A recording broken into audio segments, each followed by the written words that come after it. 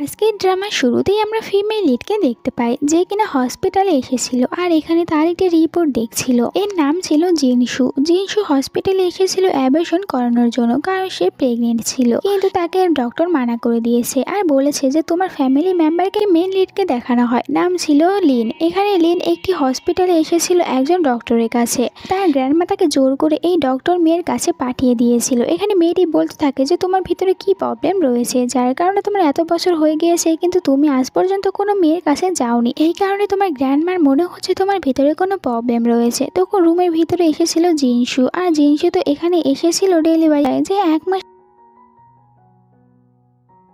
আগে তো সে এই মেয়েটির সাথে অন্যায় স্টেন্ড করেছিল, এই জন্য সে এখানে তখন জিনসুর হাতটি ধরে নেয় আর জিনসুকে বলতে থাকে যে তোমার কি আমার কথা মনে আছে।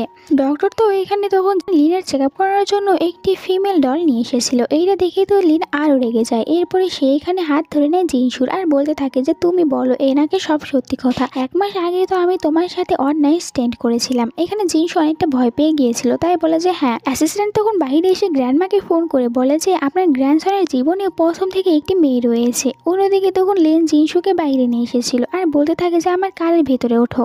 জিনসু কারের ভিতরে বসতে গিয়ে তার পায়ে ব্যথা পেয়েছিল। এটা যখন লিন দেখতে পায় সে নিজে এসে জিনসুর পায়ে মেডিসিন লাগিয়ে দেয় আর জিনসু ভাবতে থাকে যে আঙ্কেল তো অনেকটা বেশি ভালো। জিনসু লিনকে আঙ্কেল বলছিল কারণ লিন তো ওর থেকে অনেকটা বেশি বড় ছিল। একটু পরে এখানে লিন তখন জিনসুকে তার এজ কত তা জিজ্ঞাসা করে। জিনসু বলে যে 19। এটা শোনার পর লিন ভাবতে থাকে এই মেয়েটি তো অনেকটা বেশি ছোট। এরপরে মেডিসিন দিয়ে দেয় জিনসুর হাতে আর বলে যে বাসায় গিয়ে এটা লাগিয়ে নিও, আর তোমার যদি ওই রাতের জন্য কোনো টাকা চাই তাহলে আমাকে বলতে পারো, আমি তোমার দায়িত্ব নেব।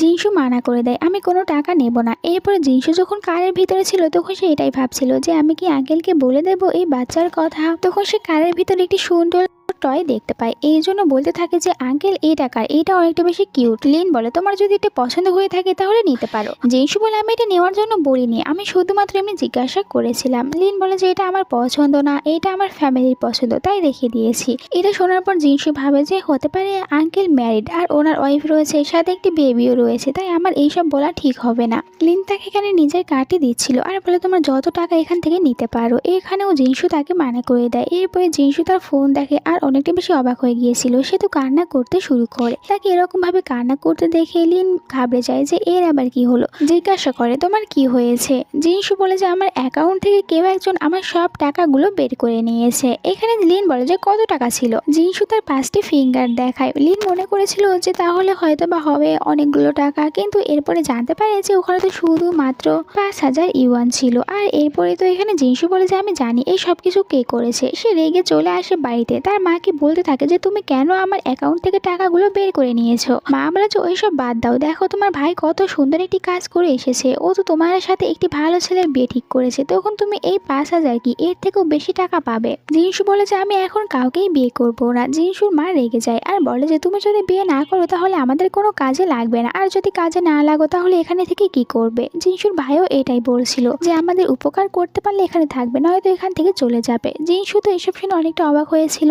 এরপরে এখানে জিনসুর মা আর ভাই জোর করে জিনসুকে বাড়ি থেকে বের করে দেয় আর বলে যে কখনো এখানে আসবে না। বাইরে তখন অনেক বেশি বৃষ্টি হচ্ছিল আর বৃষ্টির ভিতরে দাঁড়িয়ে ছিল জিনসু। জিনসু অনেক বেশি আপসেট ছিল, ভাবছিল যে আমার মা কেন আমাকে ভালোবাসে না, সব সময় আমার ভাইকেই ভালোবাসে। তখন এখান দিয়ে কার যাচ্ছিল লিনে, সে জিনসুকে দেখতে পায়, বাইরে চলে আসে, নিজের কোটটি দেয় জিনসুকে। এরপরে জিনসুকে নিজের সাথে বাড়িতে নিয়ে এসেছিল। জিনসু অনেক বেশি ভিজে যাওয়ার কারণে নিজে জিনসুর চুলগুলো ভালোভাবে শুকিয়ে দিচ্ছিল। জিনসু এখানে লিনকেই দেখতে থাকে আর ওই রাতের কথা মনে করছিল। এরপর আবার ভাবে যে আঙ্কেলের তো ওয়াইফ রয়েছে, তাই আমার এখানে থাকা উচিত হবে না। এই জন্য বলতে থাকে যে আঙ্কেল আপনার তো ফ্যামিলি রয়েছে, আমাকে এখানে কেন নিয়ে এসেছেন, আমি এখান থেকে চলে যাব। লিন বলে যে আজকে রাত্রি কোথায় যাবে, বাইরে অনেক বৃষ্টি হচ্ছে, আর এমনিতেও আমার বাড়ি অনেক বেশি বড়, 3টা বেডরুম রয়েছে, তুমি চাইলে দেখা ছিল লিটল ফেরি। এটা দেখার পর তো জিনসুর মনটাই খারাপ হয়ে গিয়েছিল। ভাবতে থাকে যে আঙ্কেলের কাছে আঙ্কেলের ওয়াইফের ফোন এসেছে, কিন্তু লিন তো বাইরে এসে গ্র্যান্ডমার সাথে কথা বলছিল। গ্র্যান্ডমা বলতে থাকে আমি শুনলাম যে তুমি তো তোমার জন্য একটি মেয়েকে খুঁজে নিয়েছো, তাহলে ওকে আমার সাথে দেখা করিয়ে দাও। আমার শেষ ইচ্ছা তো তুমি পূরণ করতেই পারো, এই জন্য তাড়াতাড়ি দেখা করাও। লিন বলে যে আপনি এসব বলা বন্ধ করুন, এরকম কোনো কিছুই না।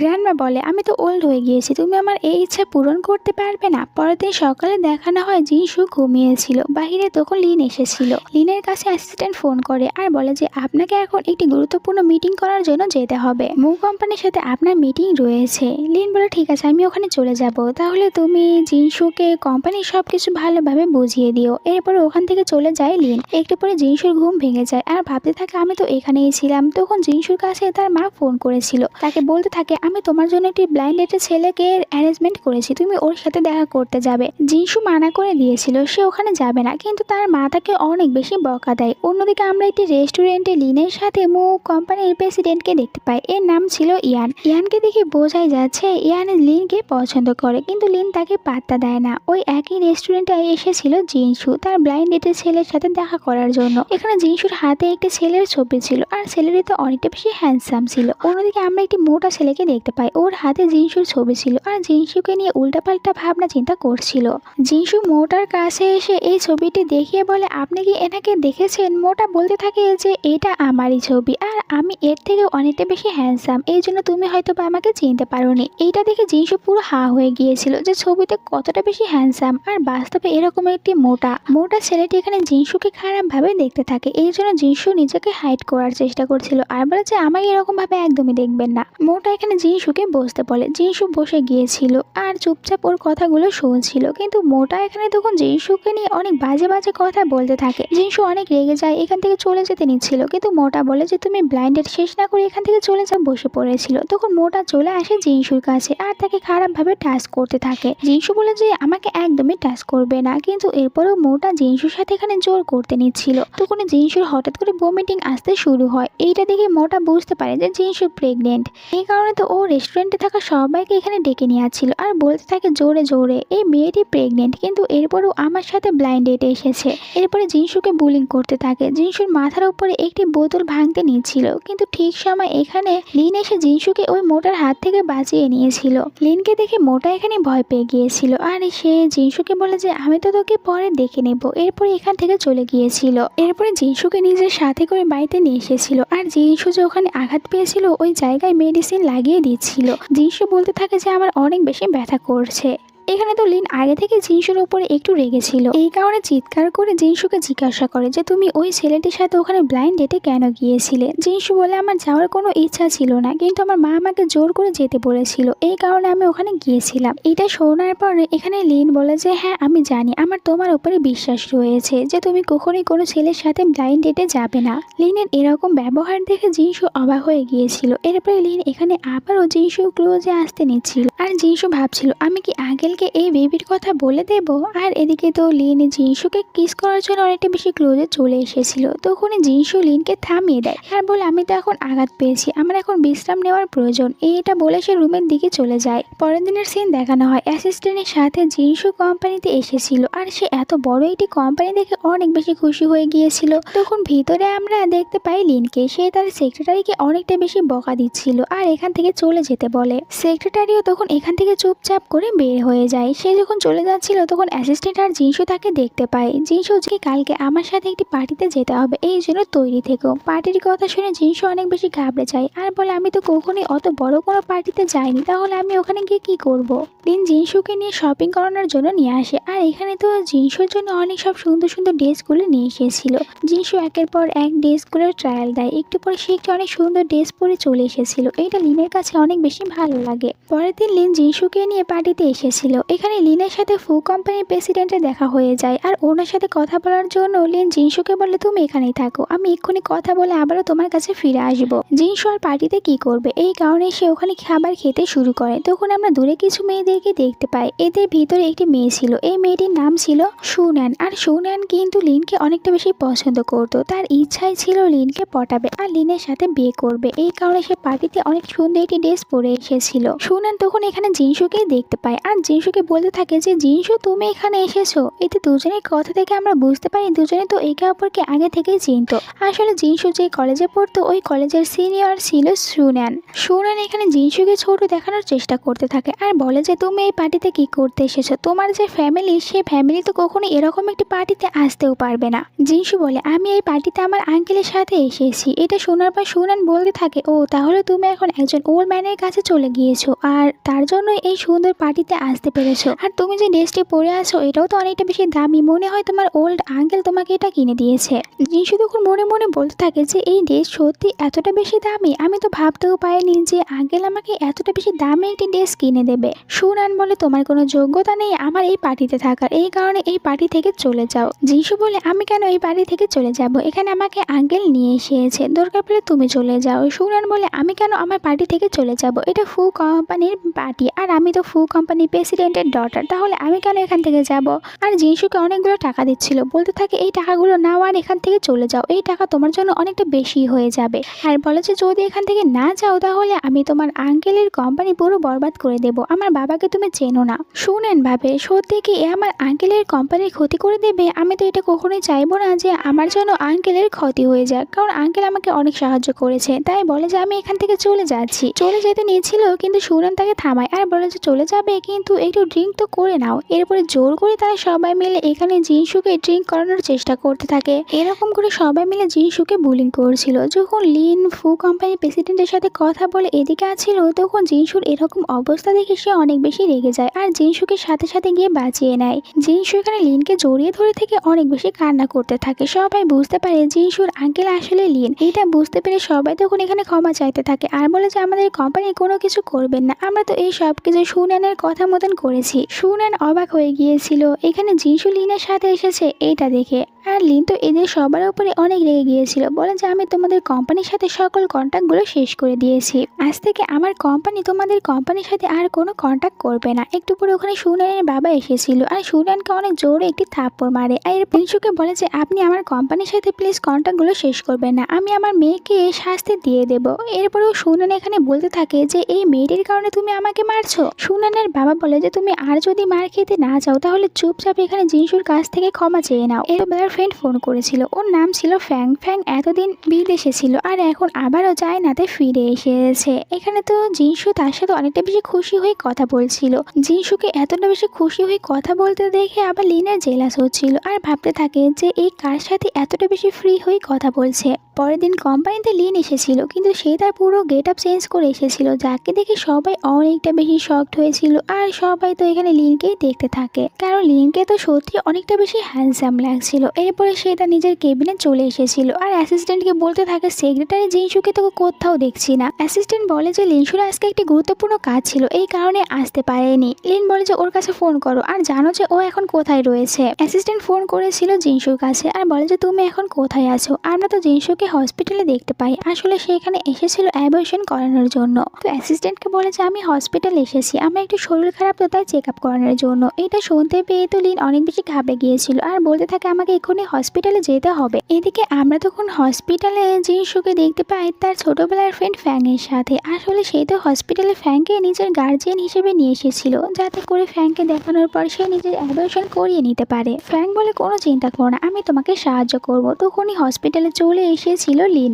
যাকে দেখে তো এখানে জিনসু অনেকটা বেশি ঘাবড়ে গিয়েছিল। তাড়াতাড়ি করে তার রিপোর্টটি পেছনে লুকিয়ে ফেলে। জিনসু বলতে থাকে যে বস আপনি হসপিটালে কি করতে এসেছেন? লিন বলে যে আমার ডক্টরের সাথে কিছু কথা বলার ছিল, এই জন্য আমি এখানে এসেছিলাম। আর তোমাকে এখন থেকে মনে হচ্ছে তুমি ঠিক আছো, তাহলে আমার সাথে কোম্পানিতে চলো। তার হাত ধরে এখান থেকে নিয়ে যেতে নিচ্ছিল, কিন্তু এখানে অন্য হাতটি ধরে নিয়েছিল ফ্যাং। আর এখানে তো জিনসু তার সাথে যেতে চাচ্ছিল না। জিনসু বলে যে আমার এখনো চেক আপ করানো হয়নি, আমার যখন চেক আপ করানো শেষ হয়ে যাবে তখন আমি কোম্পানিতে ফিরে যাব। আর সেখান থেকে ফ্যাং এর সাথে যেতে নিচ্ছিল। তখন পেছন থেকে লিন বলতে থাকে যে তুমি জানো আমাদের কোম্পানি ডিজাইন ডিপার্টমেন্ট এখন অনেকটা বেশি খারাপ অবস্থা, আর ওখানে কাজও করে খুব অল্প মানুষ, তাই তুমি এখন ওখানে গিয়ে ওদেরকে সাহায্য করা উচিত। এটা শোনার পরে তো এখান থেকে জিনসু চলে যাওয়ার জন্য রাজি হয় আর সে আজকে তার অ্যাপাতে। এরপরে দুজনে কারের ভিতরে চলে এসেছিল। এখানে লিন তার অনেকটা বেশি ক্লোজে চলে আসে। এটা দেখে তাড়াতাড়ি করে জিনসু তার চোখটি বন্ধ করে নিয়েছিল আর জিনসু ছিল। এরপরে এখানে আবারও লিন তার ক্লোজে আসতে নিয়েছিল আর তাকে কিস করতে নিচ্ছিল।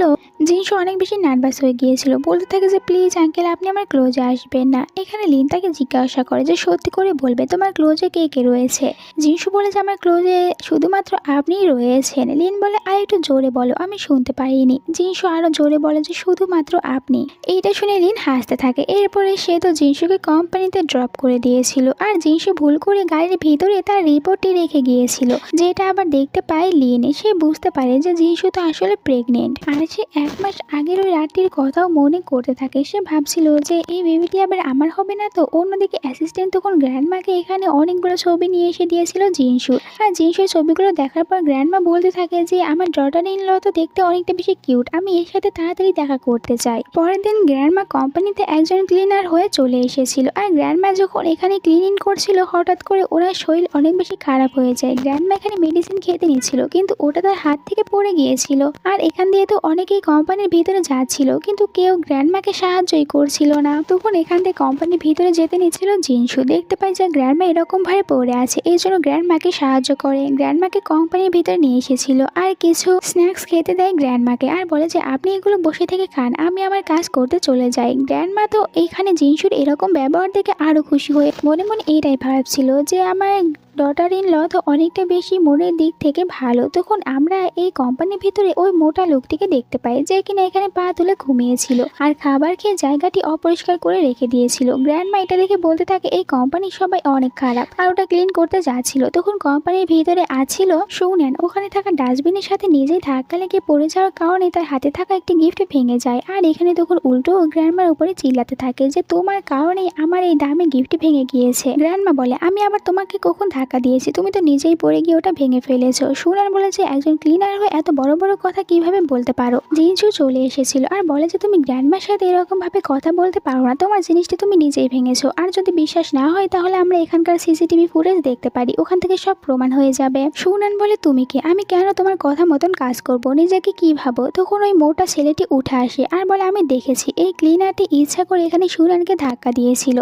এটা শোনার পর গ্র্যান্ডমা মনে মনে ভাবছিল এই তো ঘুমিয়েছিল, তাহলে এই কিভাবে দেখলো। সুনান বলে এটা আমি লিনের গ্র্যান্ডমার জন্য কিনে নিয়ে এসেছিলাম, যার দাম কিনা অনেক বেশি, আর এটা তো এখন তোমরা ভেঙে ফেলেছো, এই কারণে তোমাদেরকে এটার টাকা দিতে হবে। গ্র্যান্ডমা মনে মনে বলতে থাকে এটা আমার জন্য নিয়ে এসেছিল কিন্তু এখন আমার সাথে খারাপ ব্যবহার করেছে। জিনসু এটা চেক করে আর বলে এটা তো নকল, বিশ্বাস না হলে তুমি চেক করিয়ে দেখাতে পারো। সুনান এখানে জিনসুর উপরে অনেকটা বেশি রেগে গিয়েছিল আর বলে আমি তো তোমাদের দুজনকেই দেখে নেব। তখন অ্যাসিস্ট্যান্ট এসে ভিতরে এই সব কথাগুলো বলে দিয়েছিল লিনকে। লিন তো তাড়াতাড়ি করে বাইরে চলে আসে। লিনকে দেখার পর জিনসু গ্র্যান্ডমাকে নিয়ে চলে আসে লিনের কাছে। আর এই মোটা লোকটি বলতে থাকে যে তুই এখানে এসে কি করবি, আমি তো তোকে দেখে নেব। এইটা বলে মারতে যাচ্ছিল লিনকে কিন্তু লিন উল্টো এখানে তাকে অনেকটা বেশি পিটুনি দেয়। সে অনেক রেগে গিয়েছিল আর বলে যে সাহস কিভাবে হয় আমাকে মারার। অ্যাসিস্ট্যান্ট বলে যে তোর সাহস কিভাবে হয় বসের সাথে এরকম ভাবে কথা বলার, বস তো লি কোম্পানির প্রেসিডেন্ট। এইটা শুনে মোটা অনেক বেশি ভয় পেয়ে গিয়েছিল আর লিনের কাছে ক্ষমা চাইতে থাকে, বলতে থাকে আমি তো শুধুমাত্র এখানে সুনানকে সাহায্য করেছিলাম। সুনান এখানে তখন লিনের সামনে ভালো সাজার জন্য বলতে থাকে যে এই সব কিছু হয়েছে এই ক্লিনারের জন্য।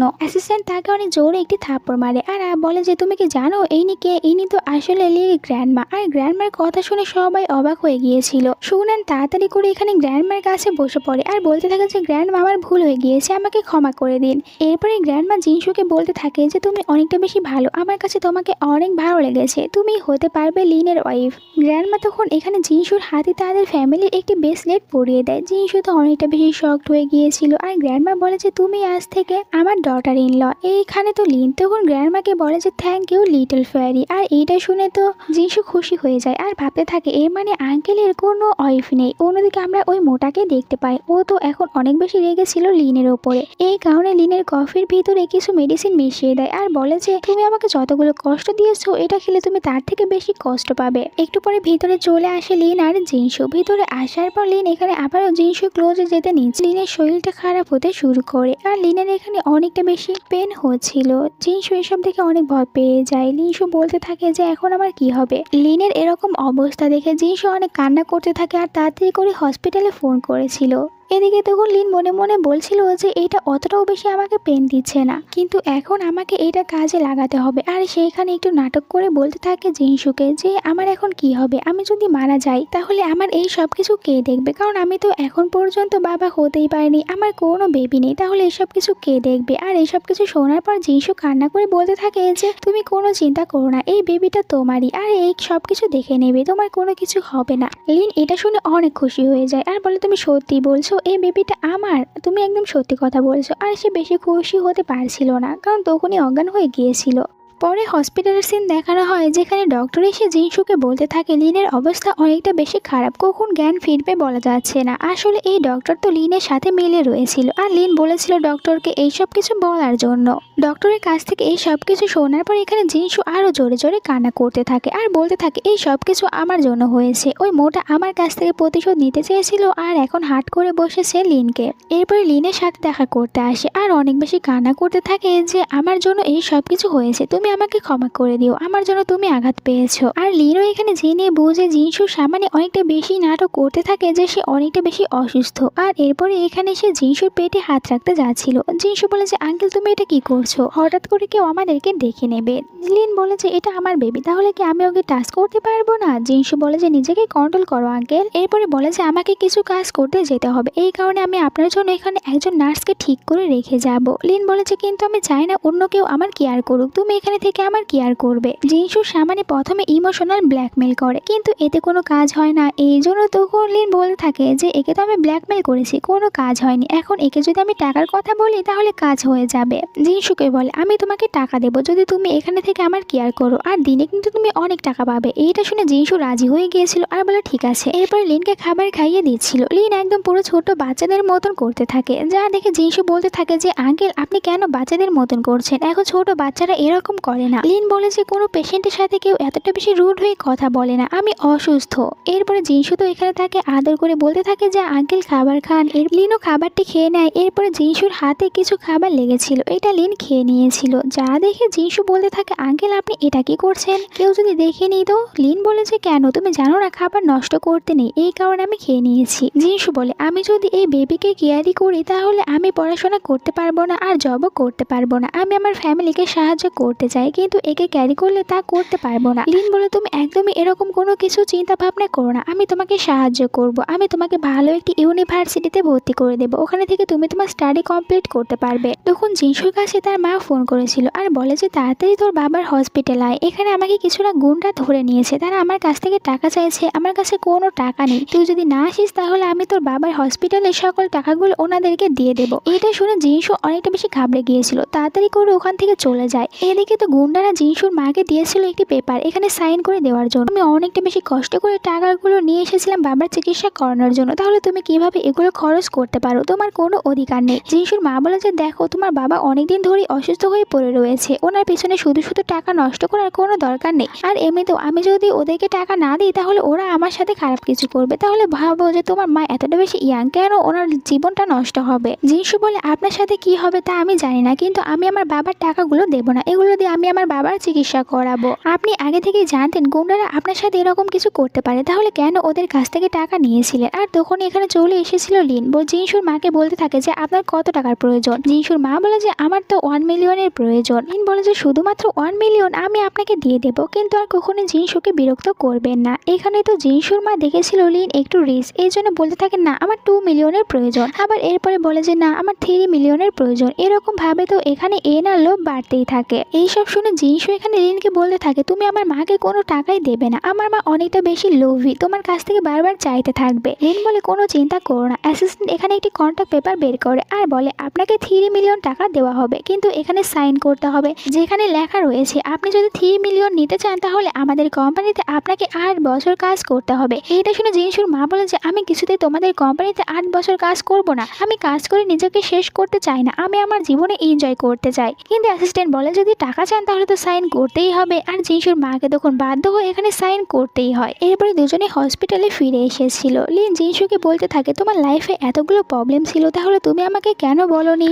জিনসু বলে যে আমি এসব বলে আপনাকে বিরক্ত করতে চাচ্ছিলাম না, আপনি কেন শুধু শুধু আমার জন্য এত বেশি কষ্ট করবেন। লিন বলে যে আমি সবসময় আমার বেবি আর তোমাকে প্রোটেক্ট করব। এরপরে লিন এখানে জিনসুকে কিস করতেই নিয়েছিল, কিন্তু ভিতরে চলে আসে ডক্টর আর বলতে থাকে যে এখন তো লিনের এতটা বেশি ক্লোজে যাওয়া যাবে না, হতে পারে যে আপনি ক্লোজে যাওয়ার কারণে লিন আরো বেশি অসুস্থ হয়ে পড়বে। ডক্টর এইসব কিছু একটু বেশি বানিয়ে বলছিল, যেটা দেখে এদিকে লিনের তো অবস্থা খারাপ হয়ে যায় আর ইশারা করে ডক্টরকে এখান থেকে তাড়িয়ে দেয়। ডক্টর তো এই কথা বলে লিনের রোমান্টিক মুহূর্তের 12টা বাজিয়ে দিয়েছিল, কারণ এইটা শোনার পর থেকে এখন আর জিনসু একদমই লিনের ক্লোজে যায় না, ওখান থেকে পালিয়ে যায়। জিনসু যখন বাহিরে এসেছিল তখন এখানে এসে কিছু নার্সদেরকে কথা বলতে শুনে নার্সরা বলছিল যে লিন তো অনেকটা বেশি হ্যান্ডসাম, কিন্তু আজ পর্যন্ত ওনার কাছে কোনো মেয়েকে দেখতে পায়নি, আর উনি মাঝে মধ্যে একটি মেয়ের সাথে কথা বলে। ওই মেয়েটির নাম হচ্ছে আলী। মিস্টার লিন তো ওনাকে I love you I miss you বলে। এই সব শুনে তো এখানে অনেকটা বেশি রাগ হচ্ছিল জিনসুর, আর ভাবতে থাকে যে তাহলে কি লিন আমার সাথে চিট করছে।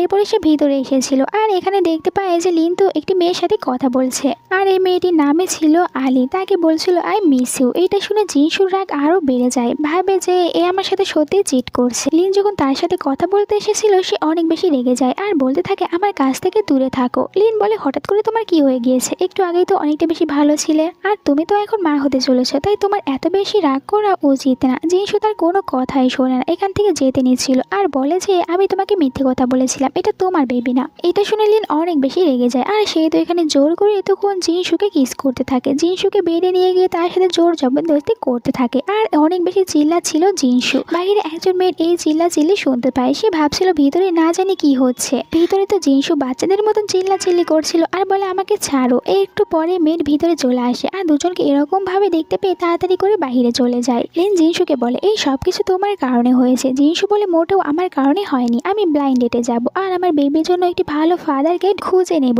বাইরে মেয়ের পুলিশকে ডেকে নিয়ে এসেছিল আর বলে যে ভিতরে এরকম কোনো কিছু হচ্ছে। একটু পরে ভিতরে পুলিশ এসেছিল, একটি মেয়ে পুলিশ এসেছিল জিনসুর কাছে আর বলতে থাকে তুমি কোনো চিন্তা করো না, এখন থেকে আর ও কখনোই তোমাকে বুলিং করতে পারবে না। জিনসু প্রথমে এটা শুনে খুশি হয়েছিল যে এখন আর লিন তাকে বিরক্ত করতে আসবে না, কিন্তু এরপরে বলে যে এখানে পুলিশকে কে আসতে বলেছে? আমি তো পুলিশকে আসতে বলিনি। সিনটি এখানেই কাট হলে পরের সিনে আমরা লিনকে দেখতে পাই, সে এখন পুলিশ স্টেশনে ছিল আর তাকে এখানে পুলিশ জিজ্ঞাসাবাদ করছিল। একটু পরে তার লয়ার এসেছিল আর বলতে থাকে আপনাদের কথা হয়তো বা ভুল হয়েছে, ওনারা দুজনে আসলে কাপল, আর দুজনের ভিতরে কেউ কিন্তু আপনাদের কাছে ফোন করেছিল না, ফোন করেছিল একজন মেড, আর আপনারা মেডের কথাই বিশ্বাস করে নিয়েছিলেন। এরপর লিন আর জিনসু দুজনে বাড়িতে চলে আসে। লিন জিজ্ঞাসা করে যে হঠাৎ করে তোমার কি হয়েছে, কেন এরকম ব্যবহার করছো? জিনসু তাকে বলে যে তুমি আমার সামনেই আমাকে চিট করছো, অন্য একটি মেয়ের সাথে সম্পর্ক রেখেছো, আর তুমি বলছো আমার আর আমার বেবির কেয়ার করবে, তুমি কখনোই এমনটি করতে পারবে না। এটা শুনে তো লিন অনেক বেশি অবাক হয়ে যায়, বলে যে দেখো আমার 30 বছর হয়ে গিয়েছে কিন্তু আমার কাছে আজ পর্যন্ত কোনো মেয়ে আসেনি, শুধুমাত্র তুমি ছাড়া, তাই আমাকে বিলিভ করো। জিনসু এখানে বাচ্চাদের মতন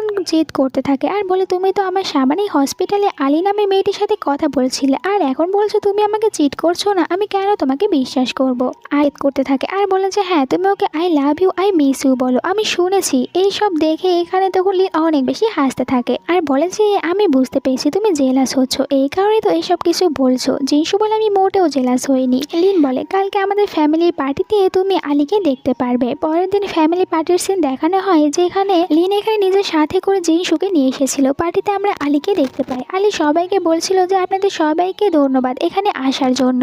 আলী তখন লিনকে নিজের কাছে আসতে বলেছিল, এটা যায় আলীর কাছে, যা দেখে এখানে জিনসুর মন আরো ভেঙে যাচ্ছিল আর বলতে থাকে যে আমি এখানে দাঁড়িয়ে আছি, ও কিনা আমাকে ছেড়ে ওর কাছে চলে গিয়েছে। অ্যাসিস্ট্যান্ট তখন বলে যে উনি আসলে বস লিনের মম, আর মমের কথা শুনে জিনসু পুরো শকড হয়ে গিয়েছিল যে এতটা বেশি ইয়াং কিভাবে হতে পারে। সবাই পার্টিতে এটাই বলছিল যে আপনার এত বড় একটি ছেলে রয়েছে কিন্তু এখনো আপনি অনেকটা বেশি ইয়াং। এরপরে তো জিনসু একটি সাইডে নিয়ে এসেছিল লিনকে আর সরি বলে যে আমি ভুল করেছিলাম, আমি তোমার মমকে অন্য কিছু ভেবে নিয়েছিলাম, আমাকে ক্ষমা করে দাও। দুজনের ভিতরে এখানে সবকিছু ঠিক হয়ে যায়। তখন চলে আসে লিনের মম আর বলতে থাকে যে আমাকেও একটু আমার ডটার ইন লকে দেখতে দাও।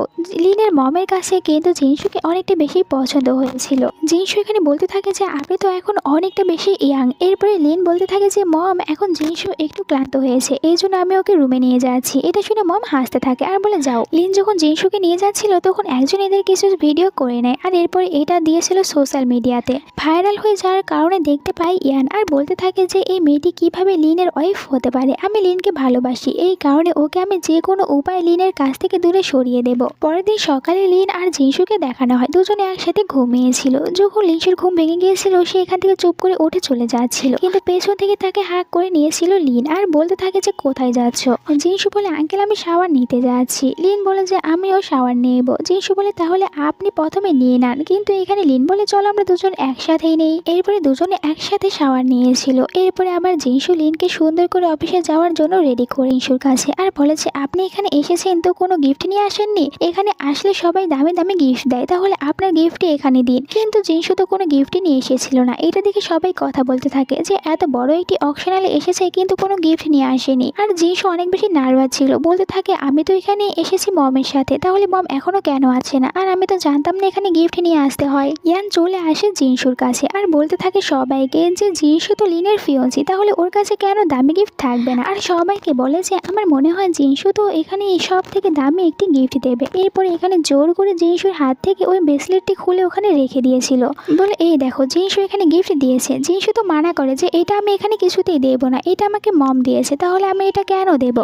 ইয়ান বলে যে এখন আর কোনো কিছুই বলা যাবে না, কারণ তুমি এটা দিয়ে দিয়েছো আর গিফট কখনো কেউ ফেরত নেয় না। একটু পরে তো এখানে অকশনাল পার্টি শুরু হয়ে যায় আর এখানে তো অনেকটা বেশি ভয় পেয়ে জিনসু বসে পড়েছিল। বারবার সে মমের অপেক্ষা করছিল যে মম এখনো কেন আছে না। সে এখানে তখন লিনকেও বারবার ফোন করছিল, কিন্তু লিন তার ফোনটি ধরে না। সবার প্রথমে তো এখানে ওই ব্রেসলেটটি তুলে ধরা হয় নিলাম করার জন্য, আর যেটা দেখার পর সবাই বলতে থাকে যে এটা তো লি ফ্যামিলির ব্রেসলেট, তাহলে এটা কিভাবে তারা নিলামে তুলতে পারে। জিনসু এটা দেখে অনেক বেশি ভয় পেয়ে গিয়েছিল। সবাই এখানে অনেক বেশি দাম বলছিল আর জিনসু বলতে থাকে যে আমার কাছে তো এত বেশি টাকা নেই, তাহলে এখন আমি এটা কিভাবে কিনে নেব। এটা যখন লিন জানতে পারবে তখন তো আমার উপরে অনেক বেশি রাগ করবে। কিন্তু তখন এখানে লিন চলে এসেছিল আর ওই ব্রেসলেটটি সে কাউকে কিনতে দেয় না। সবাই এখানে লিনকে দেখে অবাক হয়ে গিয়েছিল, বলতে থাকে যে আপনার ফিয়ন্সি তো আপনাদের ফ্যামিলির ব্রেসলেটটিকে এখন অকশনালে তুলে দিয়েছে। জিনসু ভয় পেয়ে লিনকে বলে আমাকে ক্ষমা করে দাও, আমি ভুলে এটা করে ফেলেছি, এখন তুমি আমাকে শাস্তি দাও। কিন্তু লিন বলে কোনো চিন্তা করো না, এটা অনেক বড় কোনো বিষয় ছিল না। ইয়ান বলে যে তুমি এটা কিভাবে বলতে পারো, তুমি তো জানো তোমার ফ্যামিলির জন্য এই ব্রেসলেটটি অনেকটা বেশি দামি।